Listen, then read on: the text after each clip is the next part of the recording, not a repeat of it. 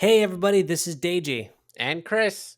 Welcome to the Lot 1 podcast. Today we're talking to Denis Shepherd, and we're talking about producing, the business and craft of acting, how acting helped him become a better filmmaker, and also Paradise Lost, the show that he was in with Josh Hartnett.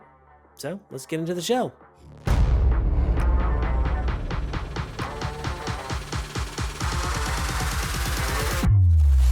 All right, so we've got Denis Shepherd on the podcast today. How's it going, Denis? It's going great, guys. How are you? Excited to be here. Thank you. It's going good too. For those people who don't know you yet at home, do you mind giving them your backstory for a little bit of context? I grew up in Los Angeles, California. I'm one of the rare actors and producers that's actually from here. Like every kid in America, I grew up going to the movies, and back then movies were really awesome and special, and going to the theater was like what you did with your family. And that was just something that always inspired me and motivated me. So when it came time to start to really look at what I wanted to do with my life, I just went back to the thing that always motivated me the most, and it was going to the movies with my parents and with my brothers and sisters. And I just figured I wanted to do something that was emotionally charging me and pushing me, and going to the movies and doing something that could have that same impact on someone else was what I was called to. So I decided to get into the film world, man, and it's been a ride. What was the the first couple years, like when you made that decision, like what was those first few years like? Yeah, so it started back. So I was in college and I committed kind of halfway through my time in college. I took like film and television producing, and Hmm. I was like, I'm gonna be a producer. I'm gonna be the guy behind the scenes. And then I got into some acting while I was in college, and I really enjoyed doing that as well. And as soon as I graduated, I was working in post production as a PA. I was on sets, but I just had this kind of calling of wanting to try acting. So I was taking some acting classes at night while I was working my regular job. And after about a year and a half of taking acting classes and working, I just called my parents and I was like, I'm going to quit my job to pursue acting. And they were like, please just give it, like, just work your job like a little longer. If Yeah. you still want to do it in a year, like, we will support you, we'll help you, we got your back. Like, it's going to be tough, but if this is what you want to do, go for it. So I got that encouragement and support from my parents. And man, I didn't book anything for the first year. I didn't book a single Mm, thing, yeah. and I didn't have a job.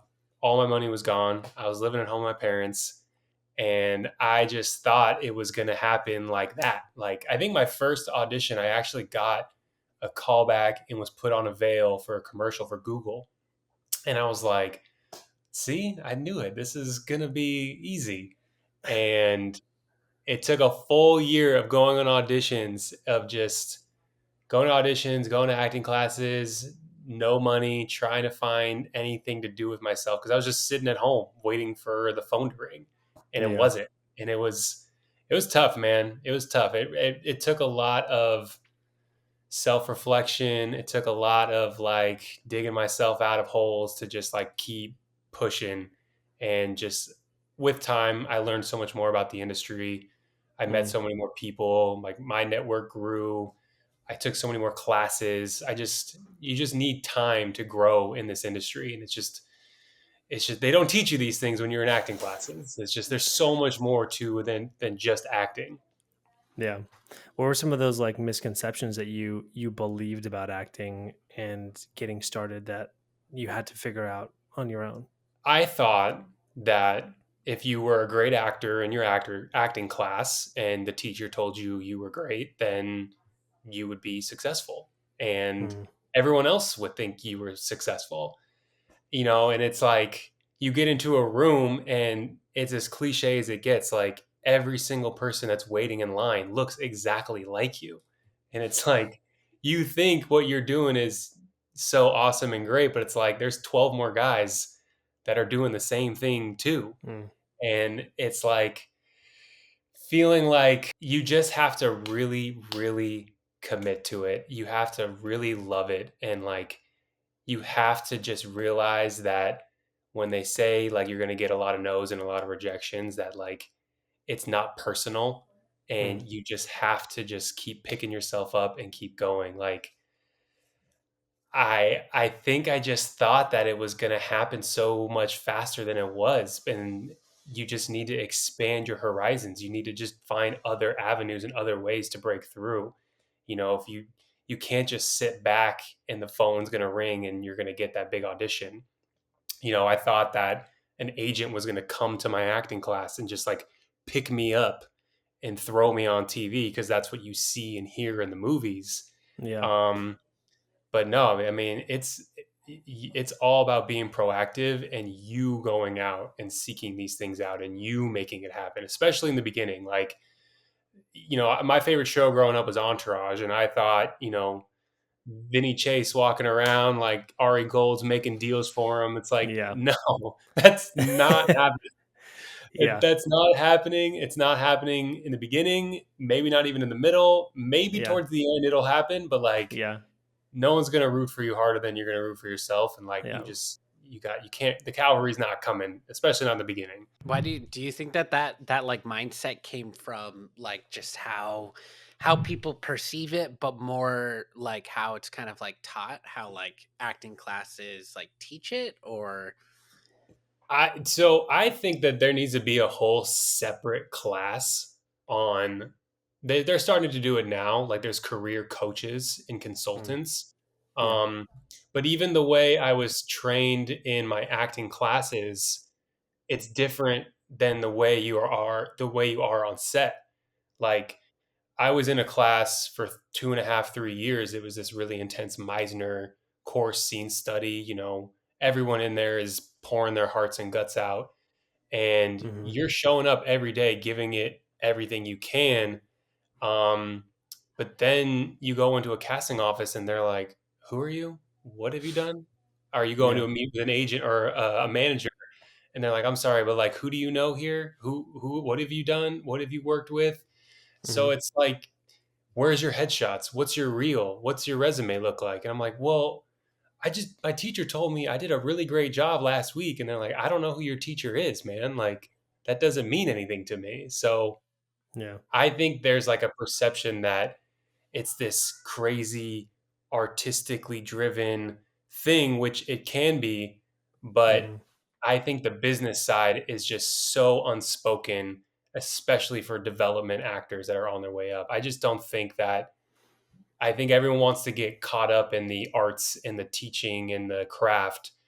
And I feel like that can only get you so far. So I think Yeah. there's a little bit of misleading that happens in the beginning stages, at least.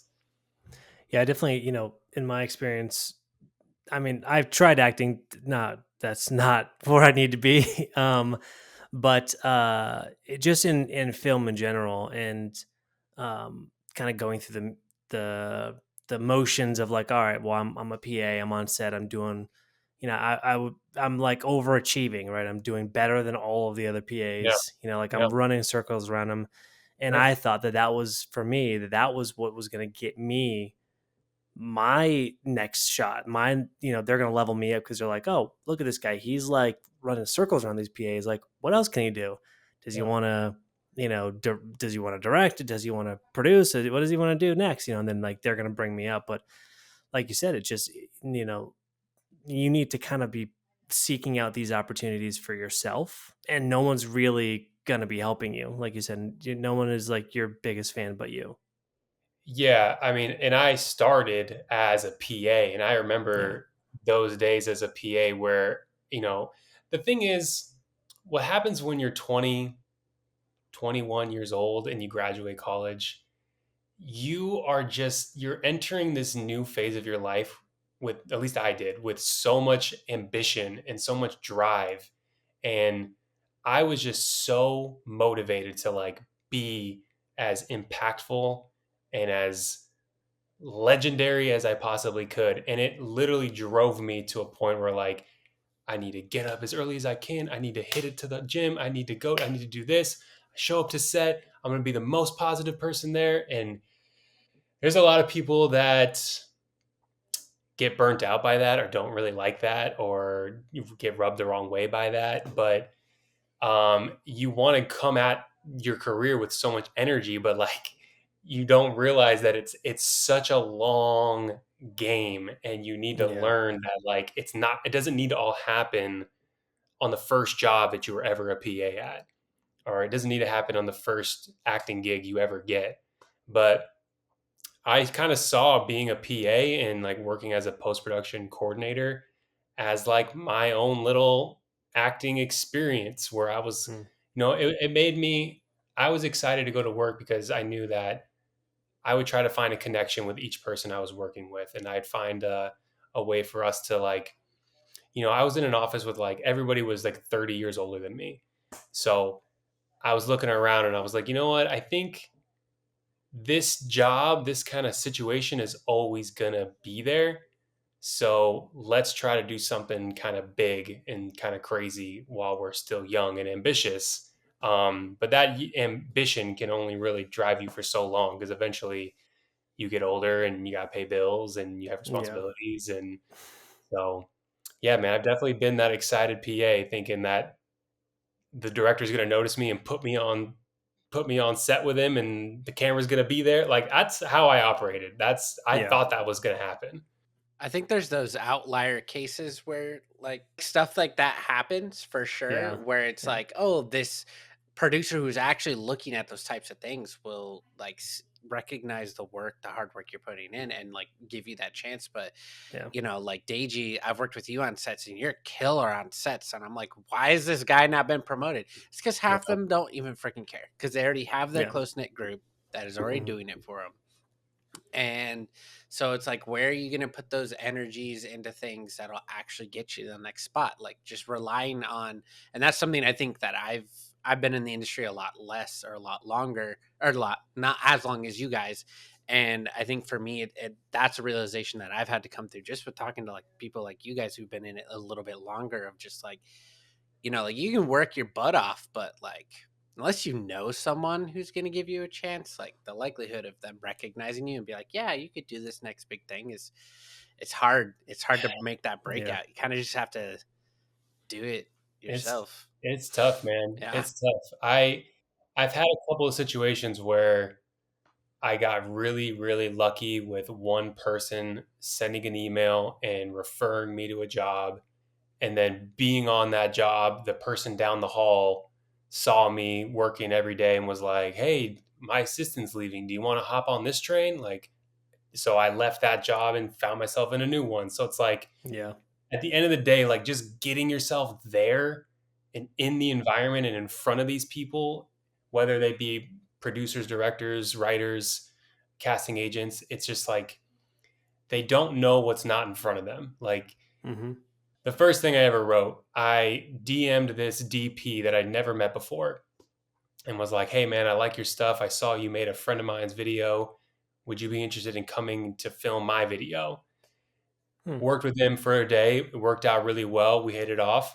He then was directing an American Airlines commercial and he cast me just direct offer into that commercial. So it's like I did an audition. I met the guy 3 weeks ago, 4 weeks ago. And it's just like, although it may not be a friend or a person like I've found time and time again that when I throw out those little Hail Marys of just like putting myself out there, being vulnerable, admitting to someone like, hey, I admire your work. Would love a chance to grab coffee. Would love a chance to work together someday. Sometimes they get ignored and that's fine. Like you got to just be dealing with that. Some people are private and that's okay. But I found a lot of instances where people really respond to that. And if you're moving genuinely through those interactions, I think more times than not, it's going to lead to something. Yeah. The Lot 1 podcast is brought to you by the Tourist Hat Coffee Company. You know what keeps me running on those long film sets, Stagey? What's that, Chris? Coffee.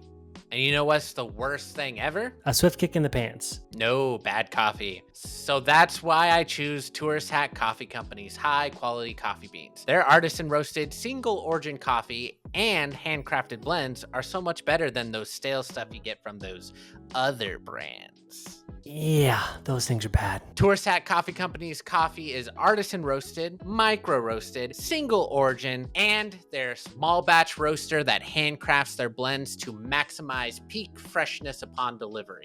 Family owned and operated. What more could you ask for from a coffee company, Deji? I literally can't think of anything else. If you're still not sold, a portion of each purchase goes towards contributing to some of their favorite nonprofit organizations, such as Animation Dance Community, Seeds of Hope International, and Beautiful Gate Orphanage. These guys are good. Make Tourist Hat Coffee Company your new go-to quality coffee choice with our exclusive offer for you, the Lot 1 podcast listener. Oh, listen up, guys. First-time customers can use the code LOT1BOGO at checkout to receive 1 free bag of coffee when you buy 2. That's right, Deji, buy 2, get 1 free. Whoa. So head on over to touristhatcoffeecompany.com and use promo code LOT1BOGO at checkout. Again, that is LOT1 BOGO at checkout. Whether you work in the film industry or not and want a delicious cup of coffee, this is the perfect time to stock up on your favorite blends of coffee or try something new. I know I'll be brewing Tourist Hat on my sets moving forward, Deji. Again, that's promo code LOT1 BOGO, LOT1 BOGO at checkout to claim your buy 2, get 1 free. Terms and conditions apply. Tourist Hat, coffee that fuels your adventure.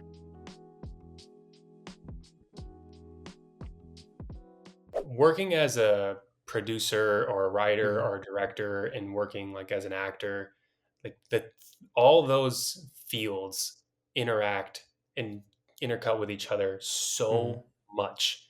Yeah. Just on pure communication alone, with the way that a writer needs to communicate something to an actor or a director to an actor, there's just a certain language that needs to be communicated. Like the whole idea is like we're telling a story, we're all working together, we're all in a team, and seeing things from behind the curtain on both sides, I think just takes it down just a little bit more to reality, because it's like, oh my God, it's a movie.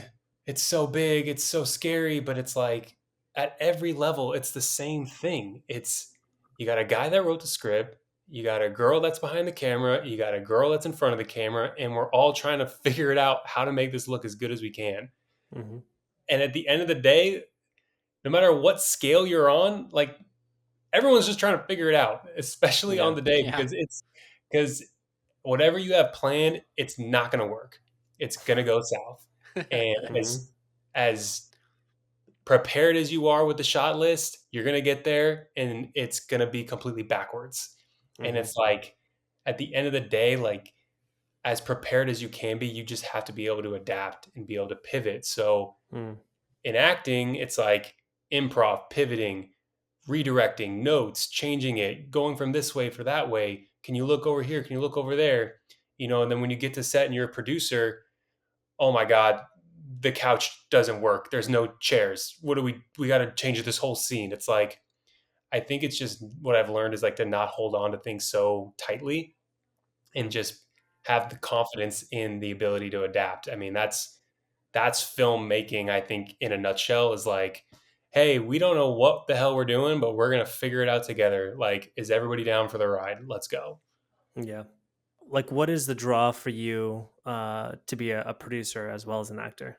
I think I originally wanted to get into producing because I thought it'd be really awesome to make cool movies, like just movies that my friends love, my parents will like, you know, stuff that'll make people laugh, make people cry. And as I went on to be an actor, I found that I wasn't getting to work on a lot of stuff that really excited me. And I was reading a lot of scripts. And again, like I was just kind of getting more behind the curtain and seeing what it was like to actually produce things at a grand level and realizing, like, kind of like with acting in general, I was like, oh, that's it? That's what's so mystic and esoteric? It's that guy? I could do that.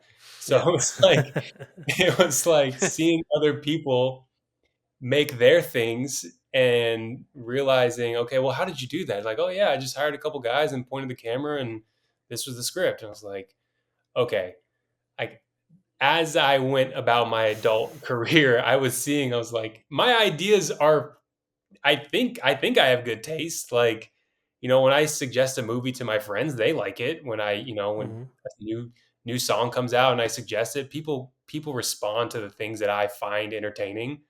So I think a lot of it is just kind of getting out of your own way of feeling like, oh, well, I can't do that. I can't do that. Yeah. So I just got to a point where it's like this honestly, it's like the theme of this whole thing. It's like no one's going to do it for you. So you have to Yeah. just move towards the fear and the uncomfortability of taking a chance on yourself. And I did it once and I just had a freaking blast, man. Like I did a little comedy sketch. It was like 3 or 4 pages. I got all my friends to do it. I didn't pay anybody.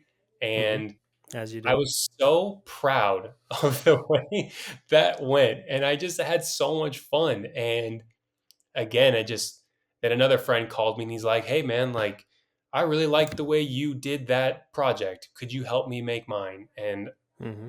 sure, let me call the guy that did the last one with me. Like, Yeah. Yeah. like, I'll just keep calling the people that I've worked with before. Yeah. And then you get hired on like student films and short films, and you start to see more of what's out there. Mm. And it's just really inspiring to be around other people that are just doing it on like the independent and the ground floor Yeah. versus like the big studio things. You don't need the big studios anymore. Yeah. So eventually, I think it just got to a point where I was like, this is possible. I need to do this for myself. And when you have more control over the thing that you're making, it's also just you're way more invested in it because it's like, it's your baby. You're Mm-hmm. passionate about it. So, yeah. So do you think it's super important that actors also connect with the crew and the Oh my. I already knew the answer to this, but I just wanted to hear it from you because Dude, I cannot tell you how valuable your time on set with the crew in general Mm. is. I mean, good God, the sound department.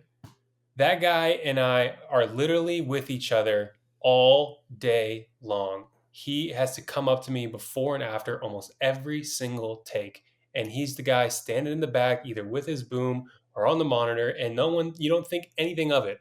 But like that relationship is going to be so monumental and it's so slept on. And Yeah. then the PA that's calling you for your time or bringing you something or taking you to your mark or getting you something that's not quite, if something's off in the set, he's got to come in and do it. It's like you cannot make these things without all these people clicking together on like full cylinders because one person being off, it delays every single part of the chain. And it's like, and then if one person's not having a good time, the whole production feels it and Mm-hmm. it kills the vibe the whole way through. And Yeah. I've had productions, man, where nobody wanted to be there, and I could not wait to get the hell out of that room. Yeah. But the productions where everyone's clicking and it's all good, like nobody wants to leave. Like, Yeah. why would we leave? We're having such a good time. Like, Yeah. all right, Dennis, you're wrapped. I'm like, all right, cool. I'm not leaving. So Just I'm just chilling. gonna sit and watch. recently there's been quite a few, but like I think that's one of my even as like a producer, I don't like is the when the actors just don't want to talk to crew. Like you don't need to make a friendship out of it. Sure, I can respect that or whatever, but like the best actors have always been so friendly and so forthcoming and so like interactive with the crew, and I think that that relationship just creates not just a better mood on set but just a better product because we all understand, and then that makes us like, oh, now I want to make Dennis look even better because I like this dude. I'm not gonna do the bare minimum. I'm gonna, Yeah, do the bare maximum. So yeah, The bare maximum. yeah. I mean, I think like not that this is the reason why you should do it, but like you do not know where that person's career is going. Yeah. Totally. And especially nowadays, I still am connected on Instagram with everyone I went to college with, but the people I filmed my very, very first ever actor credit background role. I still see them on Instagram every single day. And now they're in like an Apple TV show. And it's like, these people are going to always be there and they're not going anywhere. And like to be able to call on them one day for like a favor or advice or just like, hey, I remember you when you were doing this. Like, yeah, come on to my show. Or if you get into an audition room, God forbid you get into an audition room and someone's like, oh yeah, I remember you. You were the actor when I was a PA. And you what? Yeah. You did not respect me. Yep. Yeah. Yep. I tell you what, that's the worst feeling that I could probably imagine. And I'll do whatever I can to avoid that. But I had a PA for one show that I did. He ended up becoming my agent for a commercial. For a commercial company. Yeah. He was like my agent for a couple of months. And I was like, hey, can we get on Zoom and talk? Yeah. That's so funny. He ended up leaving the agency after like a couple of months. He's like, yeah, agency life wasn't for me, but just it's that quick. Like one day they're your PA, the next they're submitting you for auditions. It's a big industry, but it's a very small industry. It's so small, man. It's so small. I mean, Christopher, think about you and I. Yeah. I was literally just thinking about that because I was like, we've known each other for a long time, and this is why I wanted to bring it up, is like there's been so many, especially in the last, I would say like year and a half, where like the actors, like I try to have conversations with them, but like it's kind of rough. I hate using this word, but it's my new favorite thing. I'm not the personality hire. I'm the producer. So I struggle. Sometimes I struggle to talk with new people I've never talked to before. Yeah. So I don't, I try to, but when they're not receptive or they're just on their phones and then like in between takes or on their breaks, like I can respect it, but like just on their phones for like an entire shoot and I never get to have like a conversation with them, it makes me a little sad inside. But I was like working my butt off, gaffing this short film with some friends and stuff, never met you in my life. And then I'm like, wait, the lead actor's like buddies with me now. He wants to watch my short film. What the heck? And it like just grown into this like massive thing. And I'm just like, what? Like friendship and everything. It's just like, that is such like a great moment for me because like I've only ever really been able to recreate that maybe once or twice. And then like you came out and did another short with us one time to help us out. So it's just, I completely agree with everything you're saying of just, man. Well, and especially with that, that specific moment with project with you and I, and I'm just remembering throughout the whole shoot, like there's so many people, a lot of kids were still in college, a lot of kids were out of college. Like it was like all these people working together. And there was just so many moments where things were kind of difficult. And then I'd look over at you and you and I would make eye contact. And there was those, like, we just like communicated through our eyes. Of, like we knew, like we knew the situation. Like we knew maybe a better way to handle something or maybe like an alternative idea. And I don't know, I felt like because you presented yourself as like, a guy that knows what he's doing and is respectful on set, like you gave me an outlet if someone I could go to and relate to and kind of like have a little bit of moment of like, oh, man, I'm exhausted, bro. Like, that's cool. And it was just like having someone that I could like give that energy to. You were receiving it. And I felt like we could kind of roll our eyes and look at each other and then be like, okay, like back to we get it. Yeah. Yeah. So important, dude. So important. Yeah. But at the same time, like even with you and Mina, like I knew from the moment I got to that set that you and Mina were two people that I needed to know, I needed to stick with, and that had futures and that their futures were bright. Especially Mina, the way she was running things on that set, like with all these kids running around crazy. Yeah. And it's just like you specifically, but in general, people give off, those essences or their energies of just like, hey, I'm really passionate about this and I'm going to do whatever it takes to be successful. And that is what I got off of you guys. So that's why I show up when you guys call. And that's why you guys are still in my life today.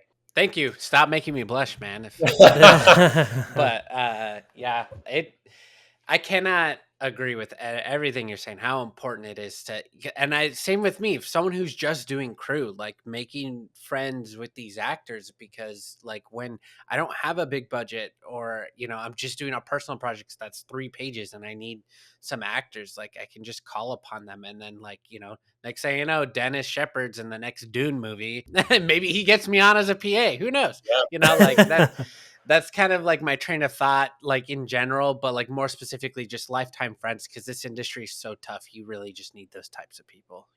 Yeah, man. Yeah. It's a grind, and what you have to realize is that it's more about the people and the experiences and the relationships that you build along the way that are going to ultimately lead to your success. That is what I personally believe. So go around and be a good person and help out as much as you can, and realize that we're a team and we're all trying to figure this problem out together. This is one of the few art forms that you literally cannot do alone. I mean, you can do alone, but like, let's be real. Why? Why would you? Yeah, Yeah. I do want to switch gears over a little bit to SAG, but before I do, just for context, Mina is the producer of the podcast and also a producer over at Lot One Productions, and has produced a lot of shorts and a lot of different A things. lot of lot one stuff.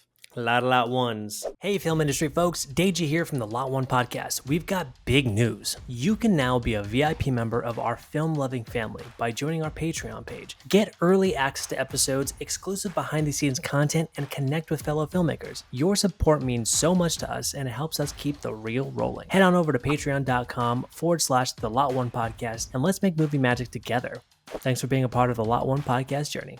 Because I feel like a lot of times, when you're an up-and-coming actor, and this is for my friends who are up-and-coming actors too, they just want to know, how do you get into SAG? And how did you get into SAG? So the way to get into SAG is you need to work on a SAG project. And the technical rule of thumb is you can work one and then apply to get in, or basically pay your dues to get in. And if you work more than, I think you work 3 jobs, and then if you work your 4th job, you are like an automatic must join. Mm. Now, the only thing is, for commercials, majority are non-union. Like 85% commercials are non-union, which is, if you're SAG, you're not allowed to get into those commercials. Yeah. So a lot of people and there's a lot of non-union indie films as well. And some agents will say, if you go union, it's gonna kind of hurt your chances for some opportunity. So there's like a weird stigma between, like, should you join as soon as you can or not. Yeah. I'll just preface that. But the day I went union was a really awesome, really proud moment for me. It was when I booked this show, Paradise Lost, this show for Paramount. Auditioned on a Thursday, got a call on Friday that I booked it, and then by Tuesday, I was at the SAG building because they're like, you need to get your SAG card right now. And then on Thursday, I had to fly to set. So it was like boom, boom, boom. I had worked a couple of SAG commercials in the past that were pretty awesome as well. But I booked it. When I booked the Paradise Lost job, that's when I became a must join, and that's when I joined. Do you feel like there's like a little debate on whether you should join right away or not? Do you feel like an actor, as a young actor, young in the career, not young in age, you should be sort of spending that time to build up your credits so that when you do join, you have something behind you? Or what's your take on that? I have 2 versions of that, because I do think when you can get the chance to join SAG, it is in your best interest to do that and like legitimize yourself as an actor and join the union. I do think people that are SAG-AFTRA actors are viewed at differently as people that have gone further in their career.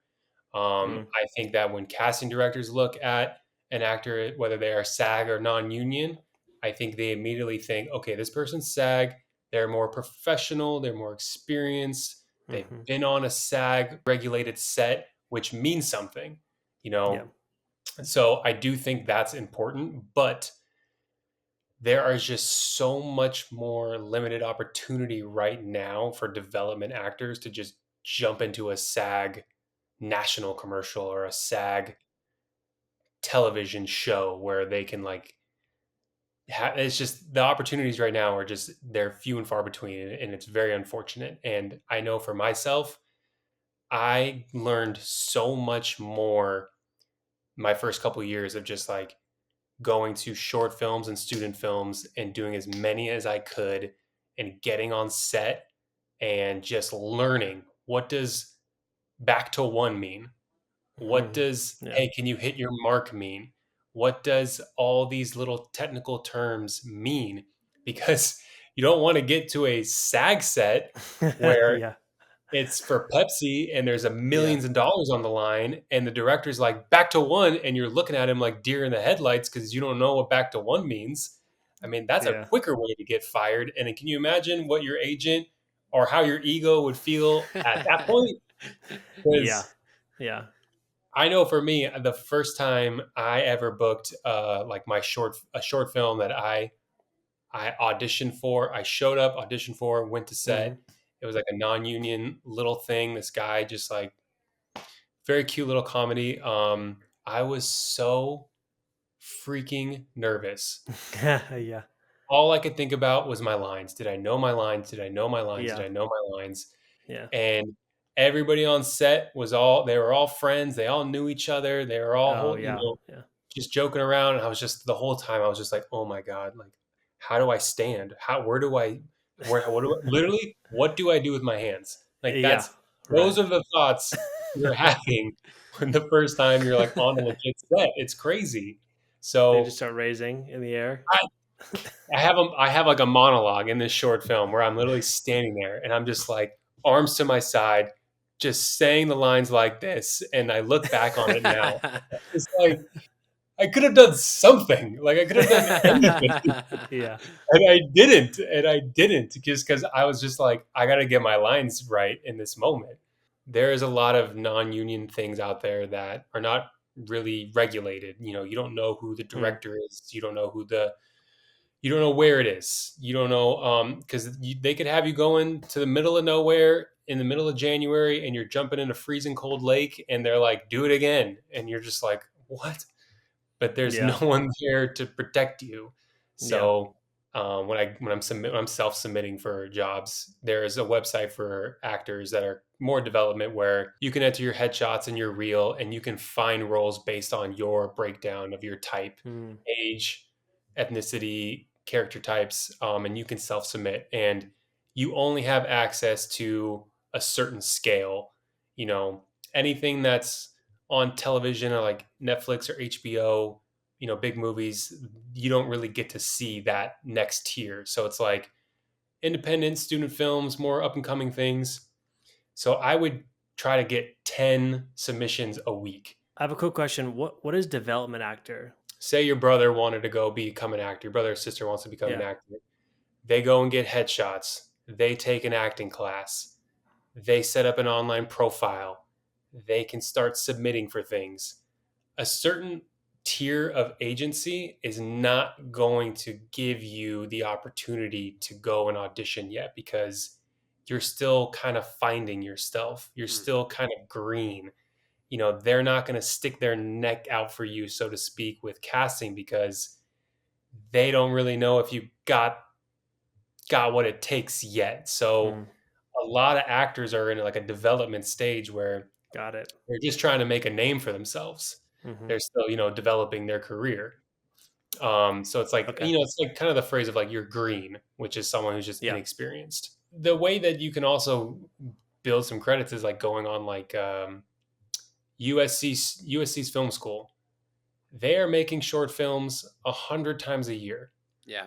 you know, and you know at least it's through USC, it's USC students, it's usually on their campus, very safe, very like by the book as Low far as like risk. Yeah. yeah, low risk. Um, but Google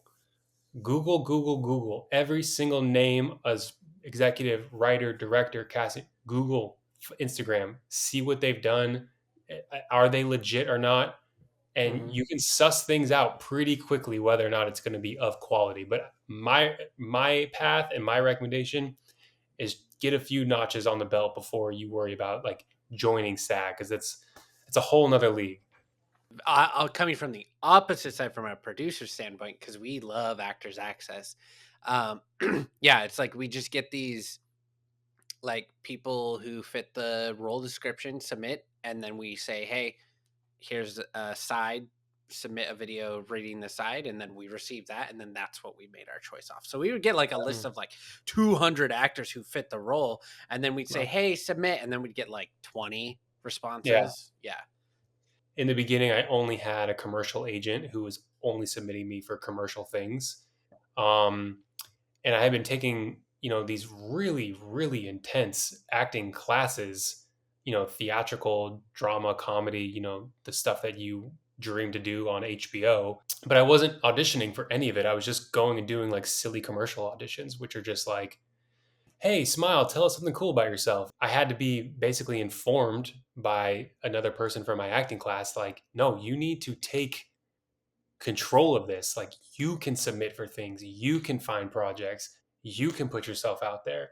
So in the beginning, there was a lot of me needing to discover that like autonomy that I didn't know I could have. So you've been a union actor for a while. Do you feel like the current climate in the industry has affected you as a union actor? When you say the climate, do you mean specifically the lack of work and the strikes? Yeah, Yeah. not necessarily like the actual weather, but Well, I mean, there's a lot of different climates going on right now. yeah, I know there's a lot of climates going on right now for sure. There's a lot of different things happening in our world that are pretty messed up and shaky. Yeah, But yeah, yeah. the I booked a film the summer before the strike happened, Mm. and we wrapped filming the week at the weekend that we wrapped. The next week we went on strike. Wow. So Wow. I've been kind of like hanging my hat on that, at least Yeah, feeling like, well, I did something like as late as I could have possibly have done, yeah, which like that's kind of like a feeling of like, oh, thank God. yeah. But Right. as soon as we got back from the strike, I had a couple auditions. Was like, okay, great, we're back. Yeah. Then a couple of weeks went by where I didn't have any, and then I'd have a day where I got 3 in one day, and then 3 weeks with nothing, and then one a couple of, so it's like it's Mm. so all over the place. Yeah. But I look online and it doesn't look like any of those jobs have really gone into production anyways. Hmm. So I don't really know if I didn't get it or the project got the plug pulled. Yeah. Um, but from the general temperature that I'm getting around my fellow actors and friends in the industry is just everyone's really hurting right now. And now is the time more than ever to dust off that script and try to see if you can make something yourself. It's sad, man. I mean, I don't know if you've heard the numbers, but like only 12 or 13% of actors make enough money to qualify for their health insurance through Yeah. SAG, Yeah. which is, I mean, there's not that many people in SAG, so it's like Yeah. that's such a small number, and it's almost as if you either make $3,000 a year or you make $1 million a year. It's like it's kind of the way that the country is going right now. Anyways, it's like Yeah. there is no middle. It's either the highs or the lows. It's very reflective of what like the American economy is right now. It's just all or nothing. Mm. I was wondering about that project you're talking about the summer before. I was like, did you go on strike in the middle of that? I was like genuinely concerned. So I'm glad we learned that information. Yeah, Yeah, I've heard the phrase like survive till 25, you know. that's a Uh cool one. I like that. yeah, and we heard that I from like one of our that. past guests. I've heard it since then multiple times from other Okay. people. But have you heard any like downwind potential like resurgence of anything or Like the dam's about to break. yeah. Dude, I gotta be honest, man. I I've heard that so many times, so many Yeah. different years in Yeah. different times of each year. When it came to COVID, when it came to the strike, when it came to after the strike, it's like, Hmm. there used to be a pilot season. Now there's no pilot season. And now it's pilot season all year long. Well, okay, pilot season's not really a thing anymore, but like March and April are like, now that's pilot season. Well, it's not really pilot season. It's more like a May, June thing. So it's like, I think, I think everybody probably hears something, Yeah. but I do feel like there are probably powers that be that you and I Mm. will never know or Yeah. just or hear from that probably really know the truth. Right. But at this point, I personally cannot get caught up in building those expectations Yeah. because I have just time and time again learned that it just never works out when you get your Yeah. hopes up in this industry. Yeah. I thought when COVID ended, 2021 started, I was like, I'm Here we about to go. be auditioning so much. No, no one's gonna even understand how much I auditioned. Yeah. And I don't think I didn't have an audition for like the first 4 months of 2021, and I was losing my mind Mm. because everybody said, "Oh, it's backlogged, man. Like it's about to explode," and Yeah. it just doesn't. There's just not enough Hmm. happening. There's no explosion to be had. I think there's only like 6 shows being made right now. Yeah. That's pretty crazy. It's a very pessimistic view on things, which I really I mean, apologize. That's not where I want to be. but I think that that's sort of the sentiment of the industry at the moment too. Is that there's just not a lot going on. If you get it, you're lucky. And I mean, I think that this is the best time to do your own stuff. Like get in with, like you said before, like get a group of friends together, start shooting those shorts that you've been stockpiling for the winter. Yep. And just get out there and start doing stuff. Hey, this is Christopher from the Lot One Podcast. Big news. You can now join our Patreon family. Get early access, exclusive content, and connect with film lovers. Your support keeps the magic alive. Head to patreon.com/the Lot One Podcast. Thanks for being a part of the journey. I do want to talk a little bit about some of your upcoming projects because I know you got a couple in the pipeline. Can you tell us a little bit about Beeps and the Compatriots? Yeah, absolutely, man. So the Compatriots we just found out a couple days ago that we got into our first film festival. Nice. That's out in Cape Cod. It's called Woods Hole Festival. That movie was hands down one of the best experiences of my Wow. life and career. And you It That's crazy. was acted in it? Yes, I was an Okay. actor in it. Just Sorry, to yes. clarify for the audience. Yeah. Yeah, I acted in. I was one of the leads in this film. Nice. So that was for a time. I have an agent that's based in Boston, Mhm. so he submits me for local hire Boston auditions, which is kind of crazy because I've never been to Boston in my life. At a time during 2021 when like there was nothing going on, I was desperate. Like I needed an agent so bad and I couldn't get any meetings, but I got a meeting. My publicist at the time, she set me up with this meeting. She's like, I got a guy that's in Boston. He's he's great if you want to meet him. I was like, oh, Boston? Yeah, I know people in New York. Let's let's do that. Let's do that. I can do it. I can. So, because like now with everything being self tapes, it was like, oh, if you can self tape at home and you can provide an address and put yourself up on a plane and a place to live, Hmm. that we will hire you because we don't have to expense the travel and the living. Yeah. So a lot of productions save money by just casting locally. I would never have heard or seen this audition had I not had this Boston agent submitting me. Mhm. But the thing is, I had initially thought I'm only going to book a 1 day or 2 day job. Like I'll just get a hotel for the day. Mm-hmm.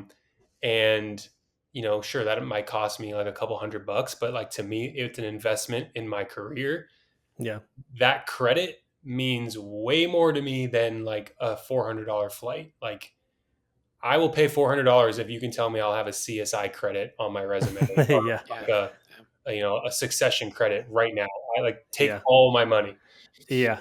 So I had been with this Boston agent for like a year, and I've had like a lot of really, really solid auditions. Like he was really looking out for me and getting me some good Mm. stuff. They film a lot of stuff in Boston, like way Really? more stuff than you would probably realize. And this audition came through for a feature film, and I did my research. I found out who the writer director was. Seemed like a great guy. Seemed like he had some experience. The script I didn't get, but the audition sides and character thing I read, I was like, oh yeah, this is me. Like this is a layup. Like I didn't Mm-hmm. even really need to like prepare. I memorized it like in a split second. Just a vibe and an energy that like I really clicked with. And then the next scene is Mm-hmm. like us walking into a gay bar and me a gay club and me being like, all right, let's go. Like just very Yeah. innocent like enthusiasm, which Yeah. is like write that on my tombstone. So I sent in the tape. Like a week or two went by and I didn't hear anything. And then my agent was like, they emailed me and they said, hey, Dennis, they want you to come in for a callback, but an in-person callback with the director, but we'll tell them that you can only do Zoom. And I called them. I was like, hey, if this is real, like I'll fly to Boston and do this callback right now. And they're like, Oh. are you serious? And I was like, yes. Like, when is it? They're like, it's like in 2 weeks. I was like, I'll do it. Let's do it. Mm. So I flew to Boston. I got a hotel. I I completely lied that I was a Boston local when I got there. Yeah. They were Try to put like, on the accent. What's your yeah, accent? say your name and like where you're based. And I was like, hey, I'm Dennis Shepherd. I'm Boston local. Because they tell you like you got to make sure you say the right thing or else you're going to be like outed. So I was Yeah. like Boston local. I'm based in Boston, Boston local hire, and I was just like, oh my god, I just buried myself. I couldn't get the freaking words out. Like it was so embarrassing. And anyway, so I did the audition. I got to do it like 2 or 3 times with different people. It was like chemistry reads going back and forth. And then went back to that hotel, had dinner with that agent, told him, thanks for having me out here. It was great. Um, and then I found out like 2 or 3 weeks later that I booked it. They're like, great. So we'll see you in a month. You're going to be out here for 6 weeks, a week of rehearsal and like 4 or 5 weeks of shooting. And I was like, they're like, you got a car, right? It's like, yep. Yeah, sure Sounds do. good. So Googled real quick that New York is not close to Boston. It's about a 4-hour train ride. And I was like, I remember I had a friend who told me he had moved to Boston. And he had jokingly was like, if you ever come to Boston, man, you can come and visit. I called him. Yeah. I was like, hey, man, what's happening? And he's like, hey, man, I just had a baby. It's not happening. I was Oh, like, snap. oh, my God, what am I going to do? So I spent a month of just literally scouring the internet for a Mm. place to stay. Yeah. Airbnb, Verbo, I don't know where else do you rent homes. Craigslist. I got Mm-hmm. on. I got scammed. Almost scammed pretty hard on Craigslist. Oh, Almost gave this person a lot of money for this penthouse. I was like, wow, this penthouse is only $2,000. But I got really, really, really lucky. I found this husband and wife, this married couple. They had a house in Boston, apartment in Boston, and an apartment in New York, and they were going to New York for the summer, and they just wanted to sublet their apartment for a month. They're like, we just need someone to come in for a month. Mm. I was like, that is the exact time frame I'm going to be in Boston. So I got on the phone. called them. We did our exchange as far as like getting to know each other, and I just freaking flew to Boston, man. And Wow. Wow. I didn't know a single person there. I got there that weekend, and then on Monday was like day one of rehearsals. That's crazy. So when did you Yeah. tell them you weren't from Boston? After the job was over. Yeah. They still don't know. No, they found out pretty quickly. It became like a pretty good joke pretty early on into the production, because then, I mean, by the time we got comfortable, they were making fun of me about the audition. They were like, "That's why we picked you, because of the way you were stumbling and bumbling over your audition slate." The point of the movie is the storyline. There is a young man who is gay and undocumented in America, Hmm. and we were best friends in high school. And as he's gone on to his adult life, like we kind of had our falling out and went our separate ways. But now he's at risk of being deported. So we reconnect, we run into each other at a reunion, and the movie is basically about our friendship and us coming up with a way Hmm. to save him from getting deported and keeping him in the country, and the Nice. silly things and dramatic things that happen along the way. Yeah, it was a lot of fun. We have Chris has got his famous question he asks at the very end of every episode, and then we Mm, also have some listener mail, listener questions. mm, Yeah. Yes, So, yes. All right. so Chris, go ahead. If you had one piece of advice, simple, quick, band-aid, rip it off, one piece of advice to give people, upcoming actor, an actor who wants to be SAG, what would that one piece of advice be? Anytime that something bad happens, in that moment, you have to decide to get up and go do something proactive for your career. Hmm. Like whether it's sign up for another class, call a friend to go audition or rehearse something. It's the negative moments are going to come. It's how you dust yourself off and respond in those moments that is going to get you somewhere. So I would just say train yourself in the negative moment to just pick yourself right back up and keep Hmm. going. That's good. That's great. Yeah. What has been the coolest commercial you've booked? The coolest commercial I booked was the Southwest Airlines commercial. So I got to be like we got cast as like a college basketball team. And we got to go to this university stadium indoor arena, and we got to like run out through the smoke. Like we were on the team and we were wearing all of our jumpsuits. And then we're in the locker room, and the coach is giving us like this pump up speech, like super fun, easy day. But that commercial played like every single Sunday during the NFL season and Wow. during the World Series. I obviously like I saw it a million times, but like having your friends call you and be like, "I just saw you on Yeah. That's TV." cool. That was a really really cool moment, and it's like the things that you live for and hope for and dream for as an actor. Just like Yeah. really cool moment. That's awesome. That's Yeah. really cool. We also have a question from Lori from Southern California. What happened with Paradise Lost? What can we expect to see you come back? And will there be a season 2? Man, Paradise Inquiring Lost. minds need to know.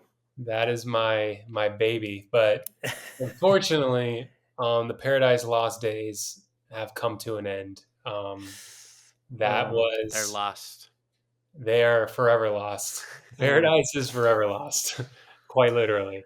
But yeah, when we were filming at the end of 2019, yeah. everybody was so excited on set for this show. And Yeah. I remember the word going around was, oh, yeah, like we're going to be back here in January. It's going to be awesome. Season 2. I talked to the showrunner. He was like, I already know what I'm thinking for season 2. Mm, And the rumor was, oh, Paramount has the airplane hangars rented for our sound stages. They're like, wow. they got them locked up for the next 2 years. We're coming back. So I Mm, left there thinking like I'm going to be back there soon. And like everything in that year of 2020, it just completely derailed every chance I think of a season 2. mm, Um, and yeah, it just really I can't, there's nothing more to say. It's just, Yeah, that and then sucks. I think the actors Yeah, attached just no longer were they're interested, and available. Yeah. that kind of just took the wind out of the sails. Yeah, I feel like a lot of projects that happen too. I mean, both times I feel like Hollywood was hit twice. Yeah, Like, Yeah. Take a yeah, break. but for people at home, where can they find you? yeah. Find me on Instagram, Denis Shep. That's kind of my main hub. Thanks so much for joining us on this episode. Yes, It was awesome Dennis. to, Yeah, yeah, man. I'm so happy to be here. Chris, you're the man. DG, it was great to meet you, man. yeah, definitely. All right, All right, bye. cool. Thank you guys. Bye. Talk to you soon. Later. All right, that's a wrap for today's Lot 1 podcast. If you enjoyed that episode, subscribe on Apple Podcasts, Spotify, or wherever you listen to your podcasts, and leave a review and share it with your best buddy. It helps others find us. If you're not a part of our exclusive Patreon community yet, head on over to patreon.com/the Lot 1 podcast. That is the Lot number 1 podcast for early access, bonus content like the after show, and more. Also, I want to give a quick shout out to our incredible Patreon supporters. Your backing keeps the Lot 1 podcast lights on and the coffee a brewing. Connect with us on Instagram and TikTok at the Lot 1 podcast for behind the scenes content and updates. We are now accepting listener mail, so if you got any questions for our guests, drop us a line. Also, if you're interested in finding out more about Lot 1 Productions and all we have going on over there, check us out at lot1productions.com. That is Lot 1, the number 1, productions.com. Special thanks to Tourist Hat Coffee Company for sponsoring this week's episode. Head on over to touristhatcoffeecompany.com to redeem your exclusive buy 2 get 1 free deal with the promo code LOT1BOGO. That's LOT, the number 1, BOGO at checkout. Terms and conditions may apply. Again, that's Lot1 BOGO at checkout. All right, until next time, keep those creative fires burning, dream big, and remember, the filmmaking journey is a ride worth taking.